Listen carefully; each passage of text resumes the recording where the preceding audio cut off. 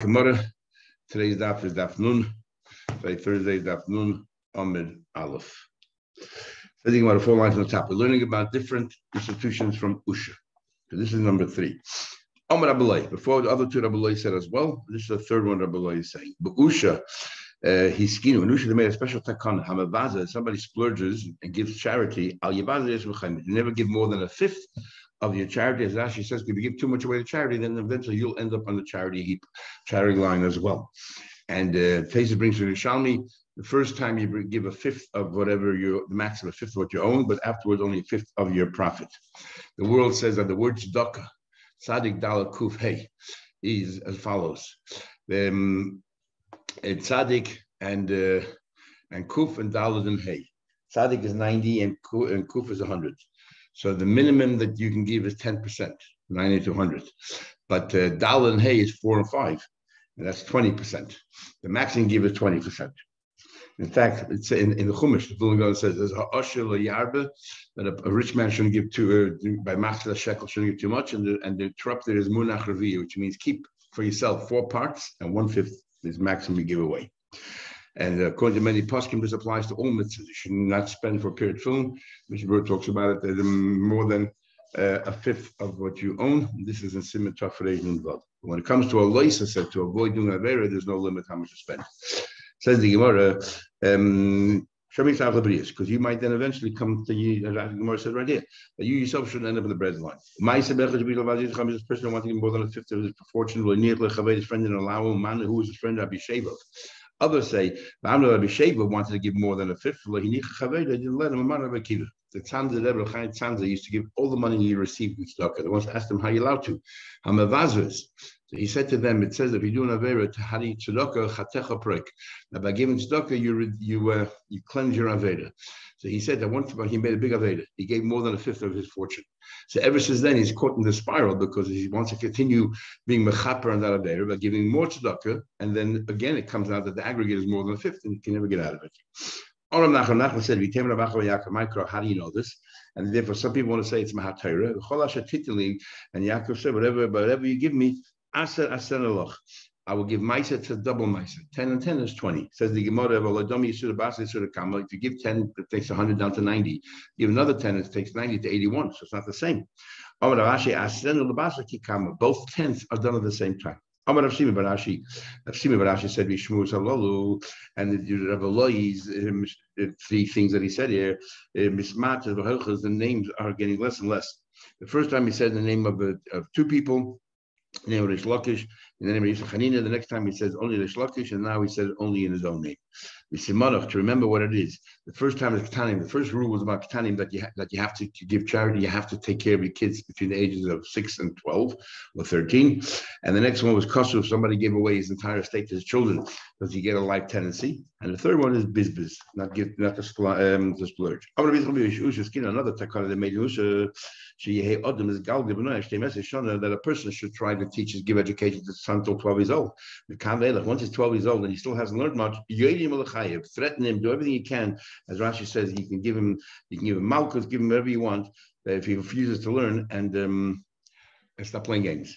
And he says, not so. Rabbi said to Shmuel Shilot, who was a famous teacher we have in Basra, that years after he finished teaching, he still thought about his students. But she's under 6 years old, like the Kabul, don't accept in your school. But she's over 6, Kabul you should accept. And stop him on the ox, fill them as much Torah as you can.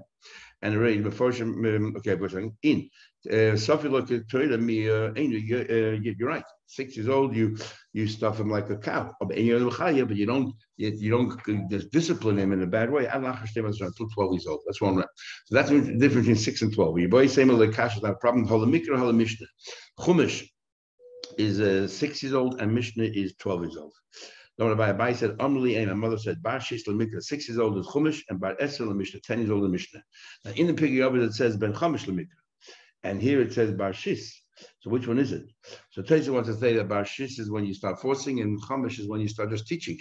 And the same thing by Mishnah. 10 years old is when you start teaching, but 13 is or 12 is when you start forcing.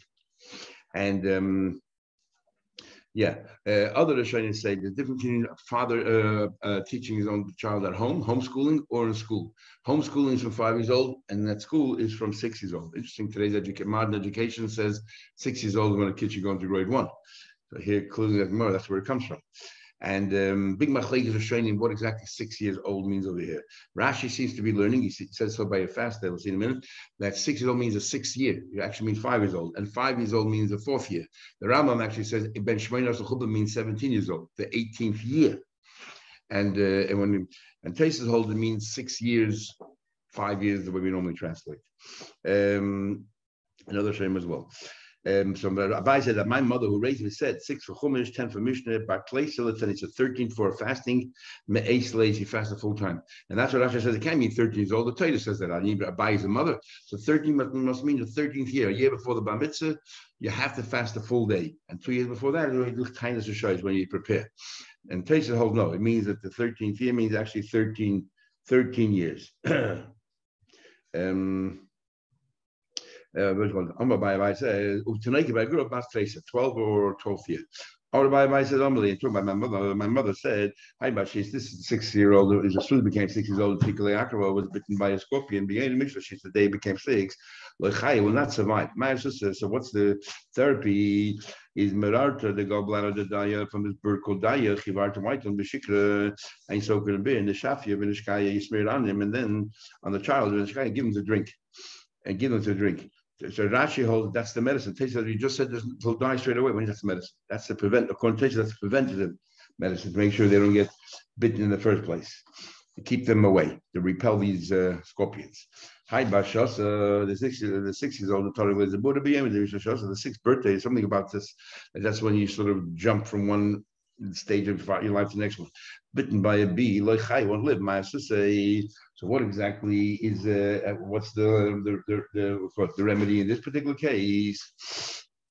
Is you take the thing that goes around the palm tree, soak in the water in the shop, and then you smear it in the sky and give it to drink.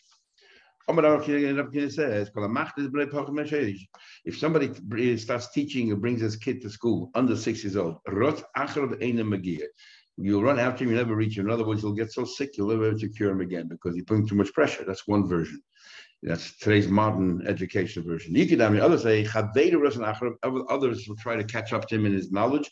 But he'll never reach him because this kid will be so much smarter than everybody else because he started learning earlier.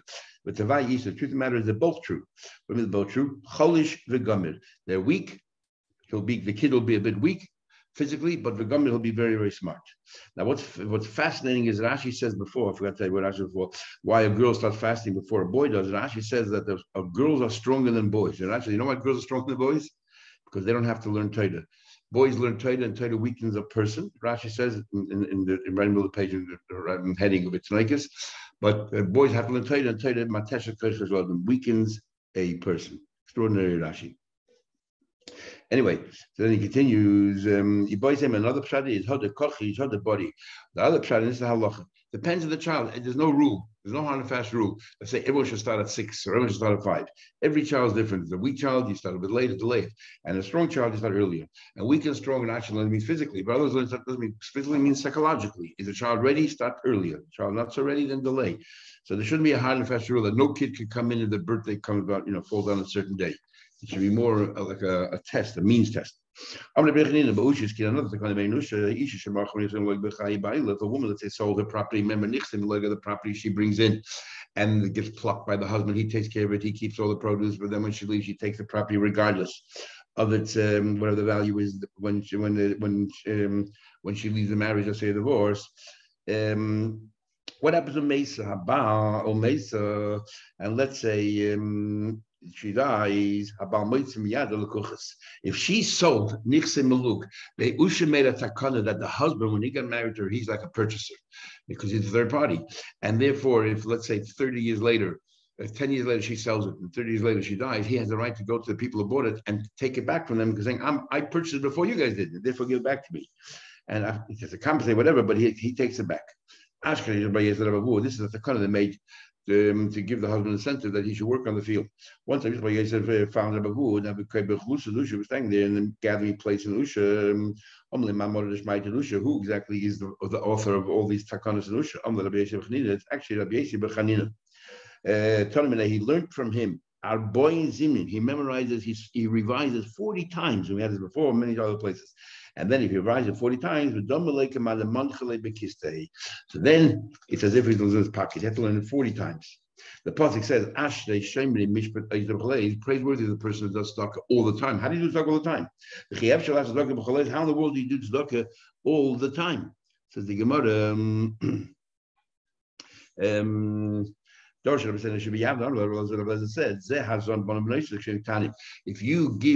you provide for your kids once they're over 6 years old, and you continue providing, that's tzedakah. Remember, we don't rule like Usha, who says you have to. It's tzedakah, and therefore you're constantly doing tzedakah because you're feeding your kids, you give them a room and board. So therefore that's considered tzedakah. In fact, I think Ramesh Shapiro said, he once went to a Gevir's house to ask for tzedakah. The Gevir said, "I'm giving so much tzedakah already." He had a few children. He said, "You see, the Gemara says here, Ashrei shemei mishpat oisei tzedakah b'choleis." Praiseworthy the person gets tzedakah all the time. It says in Tehillim, and I'm doing that, so I'm already giving tzedakah. So Ramesh Shapiro said he now understands the pasuk. It says in Pashat Achrei by Aaron HaKohen on Yom Kippur, Al Tovei b'chol eisel HaKodesh. Don't come all the time. Literally means to the Kodesh Kadoshim. So he said it means Al Tovei. Don't use the excuse b'chol eis. The pasuk b'chol eis by Kodesh. When somebody asks you for money for a Jewish institution, for a school, for a shul, or whatever the cause may be, and you say, "Oh, I'm yaitze b'chol eis, so I'm giving money to my children. I have to give them more tzedakah." Don't use that as excuse. Says, when you can't give tzedakah, if you bring in, you take in a child, an orphan, and you raise them, and you're constantly feeding them and taking care of them, is you're doing tzedakah all the time, and you marry them off, then you're giving tzedakah all the time. It says until your wealth is in your accumulating your house with the custom as well, and tzedakah lasts you forever. One says, one says, talking about somebody who learns Torah and teaches others. Whatever you teach others is stays with you forever. And as Ashi adds, because you're teaching students and everything else, it's a tirch, it's a bother, so therefore that remains with you forever. And the chadam is a hakoisiv Torah being so when somebody writes, svarim that lasts for a long time when you buy, umashin lachem, let other people use it, so that therefore you're always having benefit from it. Then the pasuk doesn't tell him, if you see grandchildren, then shalom Yisrael. What do you mean? Because if you don't have grandchildren, and then chas v'shalom, if somebody, one of your children pass away, there's a whole problem that let's say you have a daughter, she has to worry about yibum. But now that his grandchildren, there's no longer a problem of yibam. Since you have grandchildren, shalom Yisrael. Why do the chalitza v'yibum? Doesn't require chalitza, which is quite humiliating, and doesn't require yibum. I know why the shalom, because if let's say one of his chashon passes away, there'll be a whole argument for all the siblings who gets his Yerusha. But if he has his own children, there won't be any arguments. There won't be any arguments at Dayani, so there'll be peace amongst the Dayanim. The family won't quarrel. Anyway, says the Mishnah, this is the Rosh Hashanah Messiah said in Kerem Yavna that the sons Yashin and the daughters get fed. And we learned already before, we told you what the Gemara concludes is talking about the Kesuvos B'nin Dakin. But the person says to his wife that if she passes away, what happens to her Kesuva? Her children will first yashin her Kesuva before they divide the rest of the estate amongst all the other ones. There's a few wives, he does it with each one, and it's a big difference. One wife might have 10 children, one wife might have 2 children. The 2 children and the 10 children each will split the mother's Kesuva between themselves, and only afterward do they take care of the rest, provided there's at least a little bit left over for Yerusha, because the Torah says there's a din of inheritance. You need to at least have a dinner over that. And same thing with daughters, should continue being fed until they're 12 and a half years old or until they get married. And that's what he said. And he said, and just like that happens after the death of their father, so too the girls don't get anything until after their father passes away. Says the Gemara, he said, just like children's sons do not. This is the word that he said is a bit cryptic. Just like sons do not inherit only if it's property, the girls do not get their sustenance only from this estate, which is the property, not the mobile part of the estate, not the metal, only from the land. Ever start screaming at him. What do you mean? When it comes to the boys, they only yashin properly the car, nobody yashins, and all the portable items, nobody yashins. The shavik adahu the yarti le b'nei. If he left behind land, that's what the children yashin inherit. The loy shavik adahu, if he didn't leave behind any assets, that's immovable. Lo yarti le b'nei, the children yashin. What does that mean? Rabbi Yosef said, he was sitting before Rav Nuna when everybody was screaming at Rav Nuna, and he said to the defense of his teacher, what Rav Nuna meant was that the special, not an inheritance, of course inheritance doesn't matter what it is they inherit. Talking about this law, that the ksuva, that they yashin their mother's ksuva if she predeceases their father, before they divide the rest of the estate, is only if there's land to be given to her. Kesuvos Daf only regarding land. Exactly, you're right. Mad, you, Rabbi Yosef, the Gavra Rabbi, you are such a great man. We had this a few days ago. We said that Rabbi Yosef was a great man. Robert said that actually about Rabbi Yosef. My Kamina knew exactly what I was saying. Oh, Rabbi Yosef, I'm going to have an interesting argument. Rabbi Yosef says Rab would provide for the girls mechite da'aliyah. He made again a cryptic statement that Rab would provide for the girls.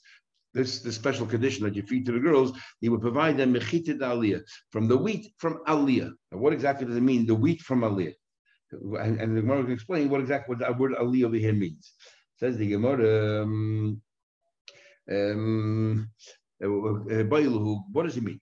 Is he talking about panosa have? Is he talking about panosa? He's not talking about mezainis, the food that you provide for the girls. He's talking about panosa, that is a dowry. When in order to get married, you give up to 10% of the estate to the girls to make sure that she gets a decent marriage. So therefore, he's talking about when it comes to panosa. And he said that when it comes to panosa, they only take from chita d'aliyah. Umay aliyah. What exactly does it mean aliyah? It means aliyah from the status of the father, depending on how generous you think the father would be. When it comes to panosa, how much do you actually give to the girl for a dowry? Shamin Bob, we know the father who used to live, and we assess him. What was he a generous person? Wasn't he a generous person? If he'd have been alive, how much would you think he would have given? And therefore, and here makes no difference if it's karka or metalton, it's all the same. So we're talking about panos, and that makes no difference. Karka metalton. I deal with talking about food. Have it, and if it's food to take care of the daughters, it only take from the land. My aliyah midvarin toim from the good things that they said. What do you call by the aliyah that they said over there, that all the different takanas they made up there in the aliyah, and in this case, it means if it's mezainih, they only get from karka. Why? Because the ksuva, which is a condition of the ksuva, when the ksuva, she only relied on karka. She knew the karka is here today, the land is here today, it'll be here tomorrow. But they come and go. And therefore, she was never saying, never relied on it. So in other words, the Rav holds that when it comes to mezainih, it can only be taken from karka. Exactly like Rav Nuna was saying. The mezainih of a woman takes only from karka. What's this aliyah? In aliyah, they made a special takana, she hey benois mezainih spin that what do you call it? And they came along and they said that even though halachically it should only be from karka and nothing else, but they came along and they made a special takana up in that aliyah, that chitim, which is wheat, which is metalton, should also be good enough for mezainis, even though halachically she should only be getting from karka. Okay, so thinking more further, and we'll see now the machlek is whether girls get the mezainis from karka or not. If it's the first version, it's only parnasi gets metalton, but mezainis you only get from karka. If it's the second version, that means that even mezainis of a girl you get from karka. He wants to care of the metalton, executive estate. He took care of metalton. He was saying, also, we want to know whether he could feed the girls from this metalton. Shmuel said, go ahead and give mezainis to the girls from metalton. My labla mezainis. It seems zain means mezainis. And like Rabbi Yosef that said that made special takana in the aliyah that they should give girls from metalton as well. That's what he holds. He said, no, hustle and panosa have it. No, it's only panosa. Because Shmuel says that Shmuel panosa shambah. When it comes to panosa, when it comes to dowry, we assess the father and we give whatever they have. Have it. So in other words, could be Shmuel holds that there's no such. We don't follow the aliyah. What happened in the aliyah? A girl only gets fed from karka. A girl only gets fed from karka, like Rav Nuna said at the top of the page. So we're not sure. The story of the day, they ruled that whether a girl gets her food from Metalplin, the Pumpadissa, the same thing happened in Pumpadissa, another big city in Bubble, Akbar of Khanababizna, and also that a girl can get from these places from Metalplin. Nachman came out vehemently and he said, Zila Hadru, return all the Metalplin to the orphans because he had no right to. Girls only get provided for from Karka. There's no Karka, too bad. I'm going to take away your palace. Rav Nachman always used to threaten that because he was a very powerful person. However, Rav Ami held that girls could get provided for from Metalton. So we see it's a big machlekes amaroim whether girls with Tanai Kesuvos can they get from Metalton as well. Do we follow this institution from the Aliyah or not? Rabbi Yaakov said, Mills Rabbi Yaakov said you don't give a girl from Metalton of the move that you're going to do it. Rabbi Lazar also wanted amazing Metalton. Rabbi Lazar wanted to provide the girls from Metalton as well for their mezainis. That's a Tanai, a condition of the Kesuvos to the mother. I know you're not trying to be cruel, and you're not trying to hurt the Yisayim here. You're trying to assist the girls that they should have what to eat. But the problem is, if people see that, they'll say in the future, that you provide for girls from Metalton as well. And that's not the halacha. It should only be karka. He said to him, give me from the dates that by on the mat, in other words, from Metalton for the girls. Abaye said, and Abaye ruled that they should give. So therefore, it sounds like again you're giving the girls from Metalton. Abaye said, I understand. Balchayv comes and says, you owe me a debt and I want to collect. Give me from the Metalton. Now Balchayv can go ahead and collect from anybody who bought property after his loan. And yet he cannot collect from you saying in Metalton telling him your father owed me a debt. Give me those dates that are lying on the ground. You can't say that. So how in the world are the girls' obligation stronger than a lender? So you're giving Metalton to him. So we see back and forth they're arguing. Amalei said, I agree with you. The chazi lebudik. I don't mean actually they're lying on the ground. I mean the ones that are about to fall off, and they're going to be lying soon on the ground under the mat. So Abai said to him, "Save. Ultimately, it goes. Meaning it's about to be cut off, like it's cut off already." The tzricha. I said, no, I meant that are still attached to the tree, and they still need the tree, so they're karka. Otherwise, you don't give it.